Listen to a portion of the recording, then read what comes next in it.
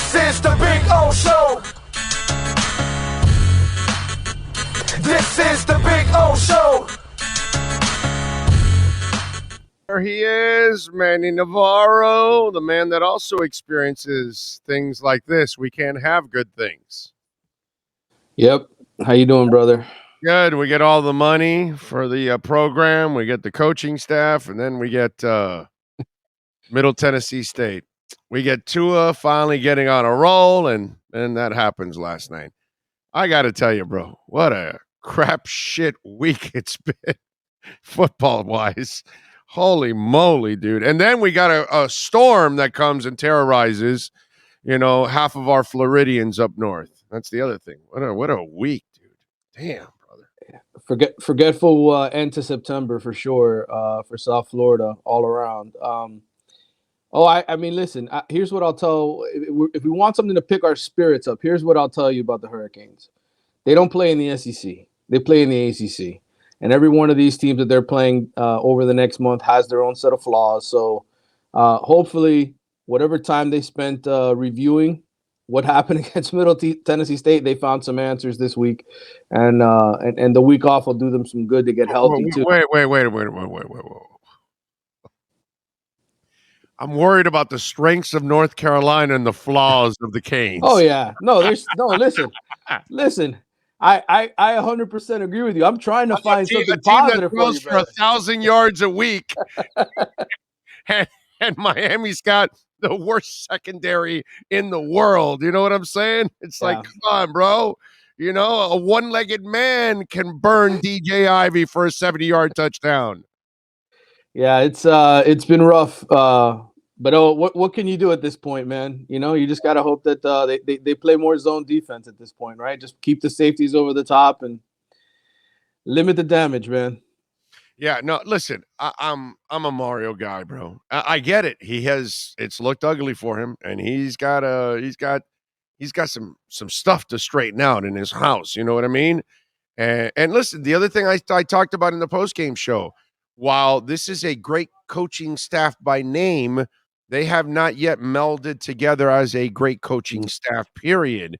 And that's something that they've got to figure out too. I know they've got to figure out their kids and get better talent and whatever it is.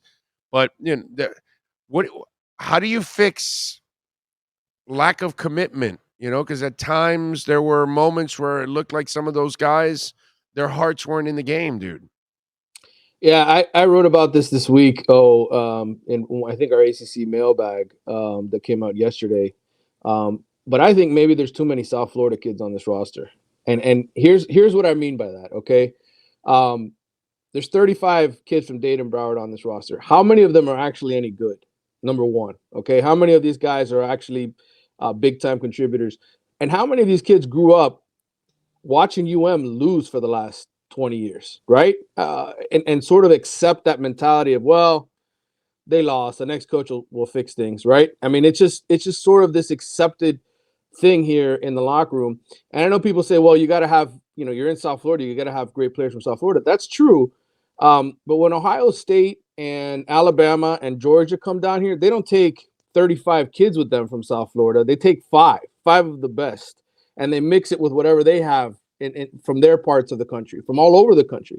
Right. And so I think the one positive here is that Mario, while he was at Oregon, while he was at Alabama, he became a national recruiter, not just a guy that could come into South Florida and pluck guys for Rutgers or FIU or wherever he was at before that. He's become a national recruiter.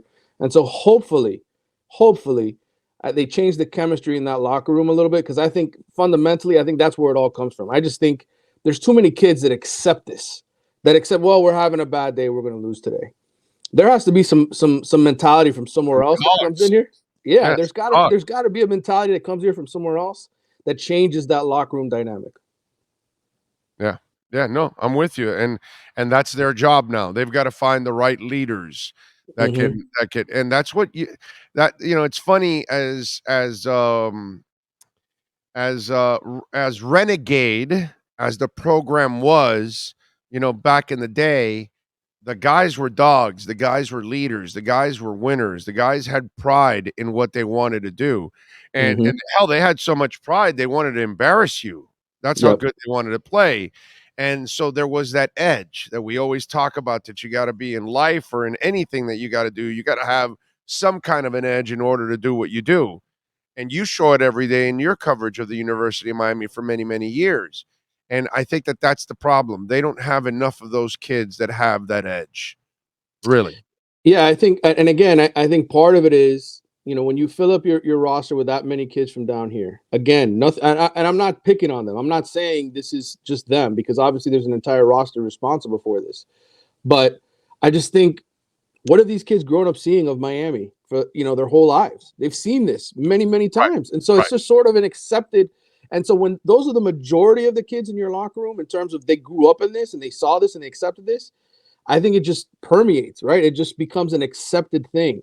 And you see them after the game smiling, taking pictures with their friends, hanging, like it doesn't hurt them, right? When Alonzo Highsmith and Jerome Brown and those guys lost the game, pissed.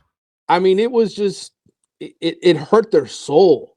Right. And I'm not saying these kids don't feel bad. Again, I'm not saying they don't feel bad, but it's just different. It's a different mentality. Oh, I think they are different because you're right about that. I think the Canes of the past would be embarrassed about a loss, any loss. It didn't matter, even if it was a great game they played and they barely lost the game. They would be embarrassed about losing, and so I don't think there's enough of that desire to win and that fire to avoid losing. Yeah, there's no doubt. I'm with you there.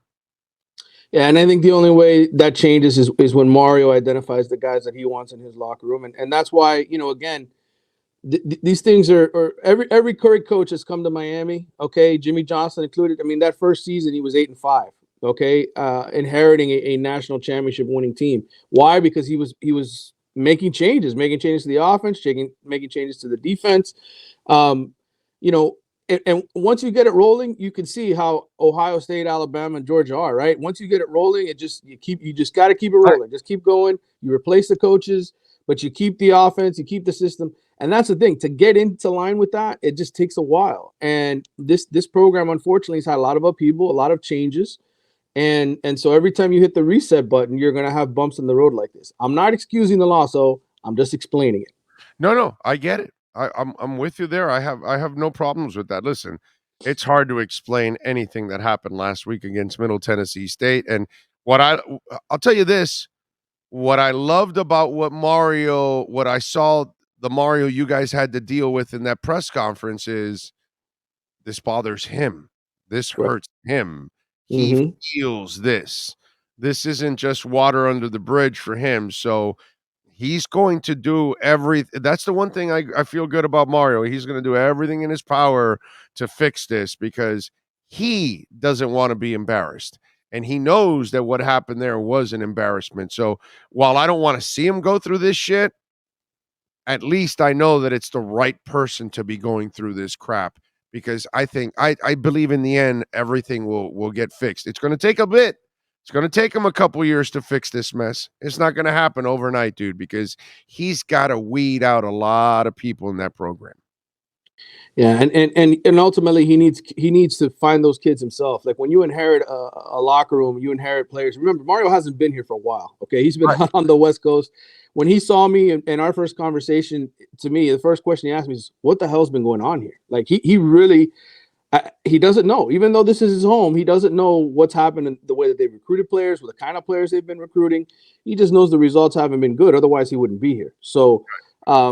It takes time to sort of adapt to your environment. I'm not afraid, that Miami's got the wrong guy or anything like that, because some people are telling me now, they're like, "Oh, Mario, this is what he did." No. He didn't adapt. And I'm just like, listen, man, he took over a really bad program at Oregon too. That was mediocre when he took. I mean, that wasn't the Oregon. A couple of Javon Hollands, bro. I've been around Javon Holland. He needs to. Yeah. Once he gets a couple Javon Hollands in there, that locker room will be completely different. But those are the kind of players he needs to get, and it just doesn't happen overnight. He just got here, dude. So we've got to give the man some time to turn this around because The players that I see that he has there, those aren't his guys. Most of those guys aren't the right guys, and we've got to give him time to get his guys so we can actually see the identity of these Canes cannot fall on Mario right now. You know what I mean? Another year or two from now, that's when we can start, judging, okay, this is Mario's team now. He's been able to turn over most of the roster. All right, now we can measure him. Right now, he's got the people that have all the bad habits from the past, unfortunately. And I wrote about this as well, and talked about it on my podcast. But I think the other issue he needs to change is people need to stop looking at the quarterback for all the answers. I feel like this team rides its quarterback. I mean, literally. No, I get it. The quarterback. I'm not dismissing it's an important position, but no, listen, I'm 1,000% with you on this. I'm laughing because they laid it all on Tua last year, while I'm fighting and telling everybody, dude, it's the coaching and it's the players around him.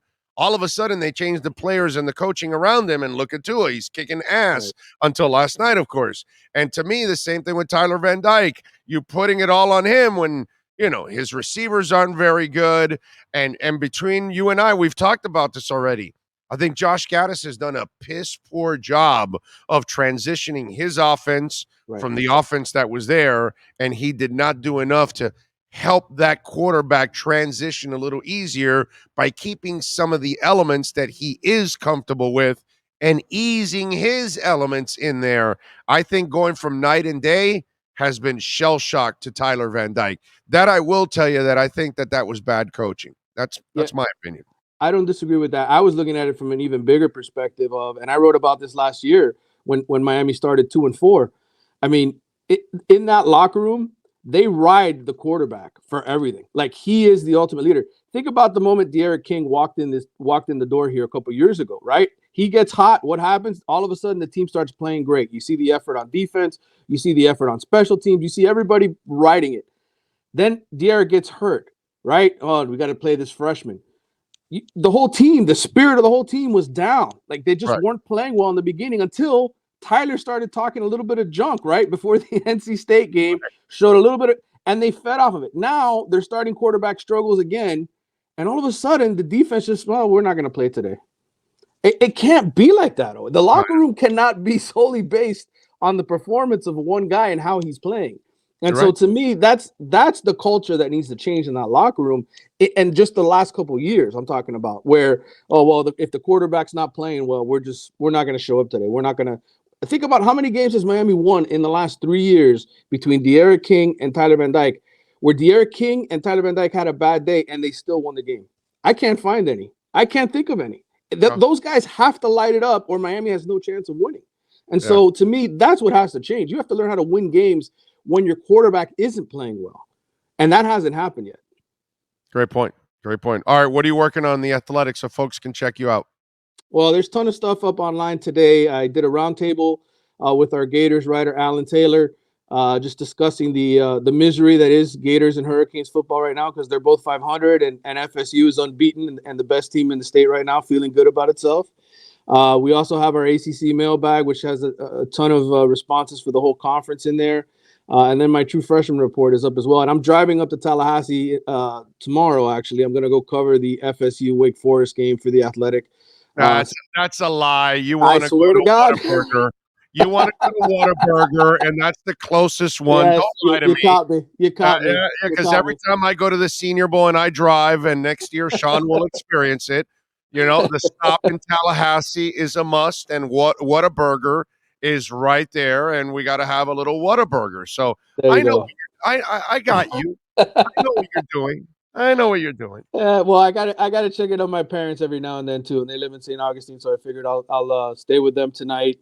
Actually, Saturday night as well. And do they have a Whataburger in St. Augustine? I haven't found one yet. So if I do, I'll report. The farthest east, I think, is Tallahassee. I think. Right. I don't think there's any in Jacksonville or Flagler Beach or Daytona or St. Augustine or anything like that. I think Tallahassee is the farthest east it goes, unfortunately. Until we open up, you and me, we should open up one here in Miami. And we'll have all our shows there. Oh, that's what we'll do. You come through the drive-through and we'll be there hosting. That's right. And Whataburger has those things where they have that whole extra section where you can like park to eat. So they Yeah, can park, eat, and watch the show. exactly. There you There go. you A go. drive-in podcast. How about that? That'd be unbelievable. That's right. And by the way, Tuesdays, you guys got to check out the State of Florida Gridiron Roundtable with Manny Navarro, with Ira Schofel from War Chant, and Kevin Brockway from the Gainesville Sun. So we do a good job there talking college football around the state. So we're having fun with that one. So make sure you check that out on Tuesday nights from 7 to 8 p.m. Manny, as always, my friend, have a great weekend. Thank you for taking some time. We will catch up next week. Take care. I'll see you soon. You got it. There you go. The great Manny Navarro, baby. And make sure you check out the State of Florida Gridiron Roundtable, man. Really, really good show. Emilio.